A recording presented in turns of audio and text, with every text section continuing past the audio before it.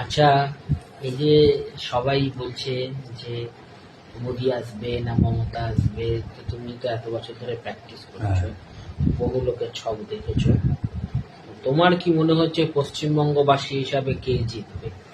পশ্চিমবঙ্গবাসী হিসাবে কে জিতবে এটা বড় প্রশ্ন না। বড় প্রশ্ন হচ্ছে যে মানে মাননীয় মুখ্যমন্ত্রীর টিমটা জিতবে না মাননীয় প্রধানমন্ত্রীর টিমটা জিতবে, এটা হচ্ছে প্রথম এবং প্রধান প্রশ্ন। ঠিক আছে, ওয়েস্ট বেঙ্গলে আজকে 15 বছর ধরে মাননীয় মুখ্যমন্ত্রীর যে দলটি তৃণমূল কংগ্রেস মানে শাসন করছে এবং দাপটের সঙ্গে শাসন করছে। কিন্তু আমি এইখানে প্রথম কথা বলবো যেটা বলতে চাইছি সেটা হচ্ছে যে পশ্চিমবঙ্গে যে মানে মাননীয় মুখ্যমন্ত্রীর যে ডেট অফ বার্থ, যেটা ধরে সব জ্যোতিষীরা উঠে পড়ে লেগেছে, কাজ করছেন যে সেই ডেট অফ বার্থের উপরে, এইটা ধ্রুব সত্য জানতে হবে যে মাননীয় মুখ্যমন্ত্রী স্বীকার করেছেন যে ওনার মানে জন্মের টাইমটা সঠিক নেই। মানে ওনার বাবা মা যেরকম বলেছিলেন সেরকম ভাবে একটা জন্মের টাইম বসিয়ে দেওয়া হয়েছে এবং প্রত্যেকটা জ্যোতিষ মহল ওই গুগল থেকে দেখে সেই টাইম, ডেট অফ বার্থ ইত্যাদি নিয়ে ওনার প্রেডিকশনটা করছে। এক নম্বর, তাহলে নিশ্চয়ই তার বাড়ির লোকজন, ওনার বাড়ির লোকজন ওই ডেট অফ বার্থটা দিয়েছে, সেইটা সঠিক নয়। আমাদের ভারতীয় জ্যোতিষশাস্ত্রে যদি একটুখানি এদিক ওদিক হয়ে যায় টাইমের, সেটা কৃষ্ণমূর্তিতে টাইমটাকে রেকটিফাই করা যায়, কিন্তু মানে যে ডেটটা, মানে ডেট, মান্থ, ইয়ারটাকে রেকটিফিকেশন করার জায়গা নেই। টাইমটা রেকটিফিকেশন করা যায়, কারোর 10টা 35-এ জন্ম হয়েছে, কারোর সেই অরিজিনালি দেখা গেল তার টাইমটা কিন্তু 10টা 35-এ নয়, তার 10টা 56 মিনিটে জন্মগ্রহণ করছে। কিন্তু ব্যাপারটা হচ্ছে যে সবচেয়ে বড় কথা হচ্ছে যে ডেট অফ বার্থ সঠিক নেই, যার ফলে কোনো প্রেডিকশন দেওয়া যাচ্ছে না। মানে আমি অন্তত এই 37 বছরের অভিজ্ঞতায় কোনো প্রেডিকশন দিতে পারছি না। তবে একটা জিনিস আমি বলতে পারি যে পশ্চিমবঙ্গের যে সনাতনী হিন্দু পণ্ডিতেরা আছে, যারা পুজো আচ্ছা সাধনার ভেতরে জড়িত আছে, তারা কিন্তু আজ পর্যন্ত জাগেনি।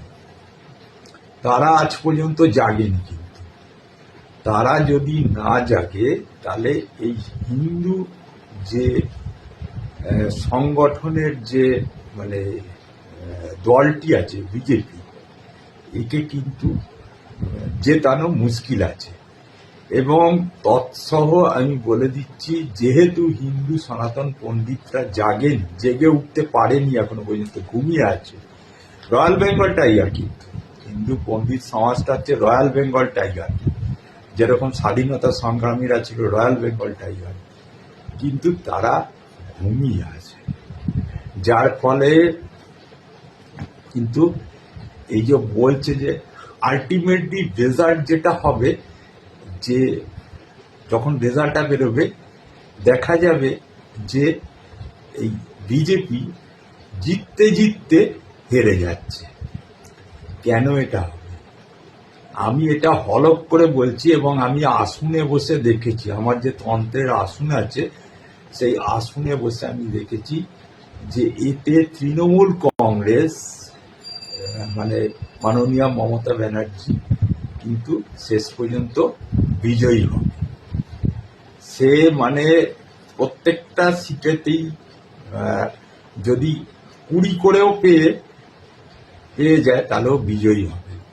মানে বিজেপি জিততে জিততে হেরে যাবে, এরকম। কেন হবে এটা? এইটা হবে যে এই মাননীয় মুখ্যমন্ত্রী, আমি এটা খুব গোপন সিক্রেট ব্যাপার আমি বলে দিচ্ছি, দর্শক শ্রোতাদের উদ্দেশ্য বলেছি। দেখুন, আমার সত্যি কথা বলবো, আমার কোনো প্ল্যাটফর্ম নেই, মানে ব্রডকাস্টের কোনো প্ল্যাটফর্ম নেই। ঠিক আছে, আমাকে কেউ টাকা দিয়ে নিয়ে যেতে চায় না।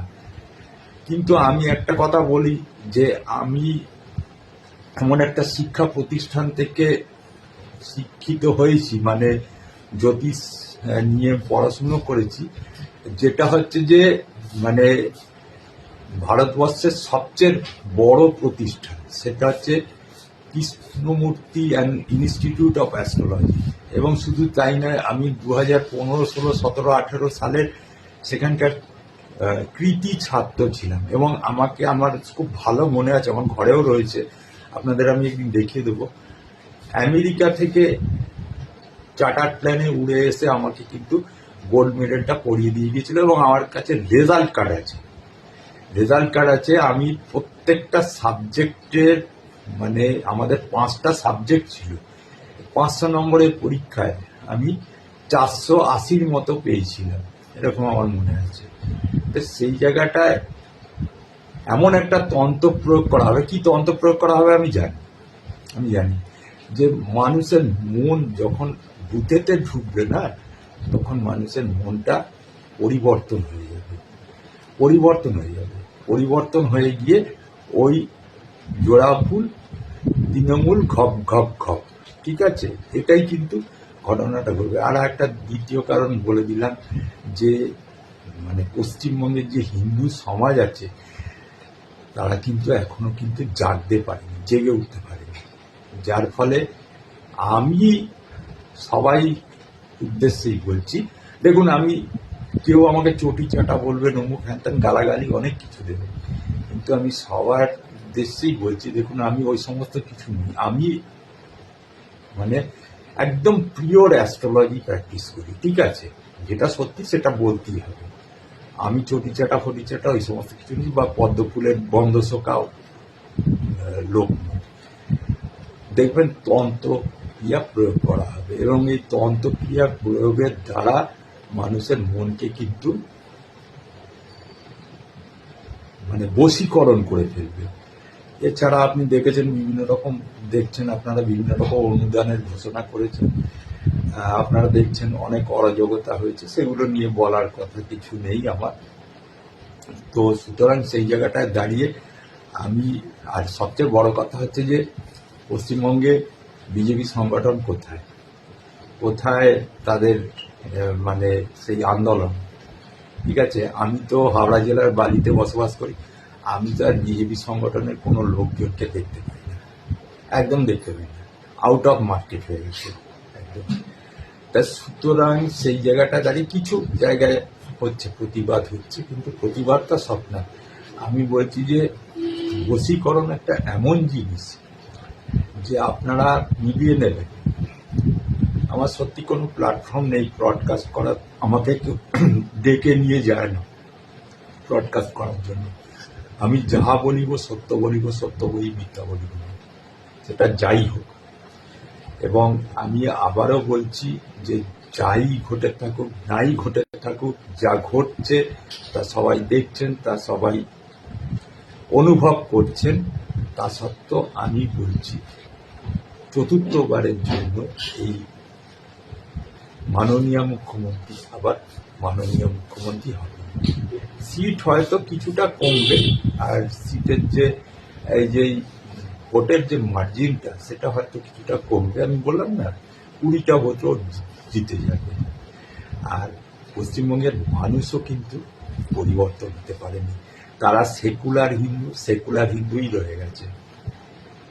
হ্যাঁ, একটা কথা আমি এইখানে একটুখানি কিন্তু করে দিই আপনাদের, সেই জায়গাটা হচ্ছে যে আমার একটু সন্দেহ আছে, আমি এটা আসনে বসে আবারও দেখব।